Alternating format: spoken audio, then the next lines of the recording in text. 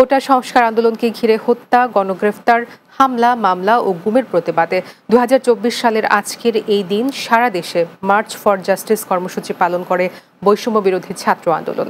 এদিন দেশের বিভিন্ন স্থানে কর্মসূচি পালন করেন শিক্ষক ও শিক্ষার্থীরা। আটক করা হয় শতাধিক বিক্ষোভকারীকে।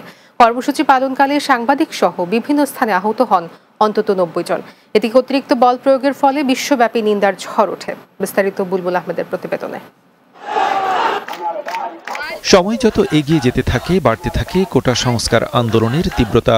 ২০২৪ সালের ৩০ জুলাই মঙ্গলবার মধ্যরাতে টেলিগ্রাম অ্যাপে আন্দোলনের কেন্দ্রীয় সমন্বয়কদের মুক্তি, শিক্ষার্থী হত্যা, গ্রেপ্তার শিক্ষার্থীদের মুক্তি সহ ৯ দফা দাবিতে মার্চ ফর জাস্টিস কর্মসূচির ঘোষণা দেন বৈষম্য বিরোধী ছাত্র আন্দোলনের অন্যতম সমন্বয়ক আব্দুল কাদের।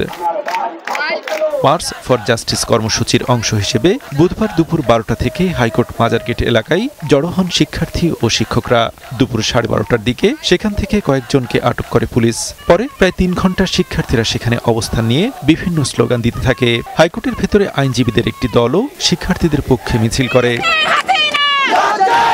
শুধু রাজধানী নয়, এদিন গোটা বাংলাদেশ যেন হয়ে ওঠে আন্দোলনের মঞ্চ। তবে অহিংস আন্দোলনে এবারও বাদ সাধে পুলিশ। হামলা চালিয়ে আহত করা হয় কয়েকশো শিক্ষার্থীকে।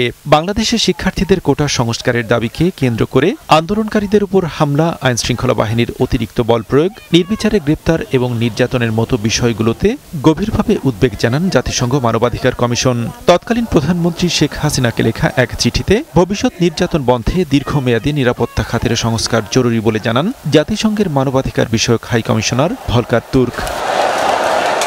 ঢাকা মহানগর গোয়েন্দা পুলিশ হেফাজতে থাকা বৈষম্য বিরোধী ছাত্র আন্দোলনের ৬ সমন্বয়ককে অবিলম্বে তাদের পরিবারের কাছে ফিরিয়ে দেওয়ার দাবি জানান ৯০-এর ডাকসু ও সর্বদলীয় ছাত্র ঐক্যের নেতারা। সমালোচনার মুখে ১৪ দিন পর এদিন বাংলাদেশে সচল করা হয় ফেসবুক, টিকটক, হোয়াটসঅ্যাপ সহ সামাজিক যোগাযোগ মাধ্যম।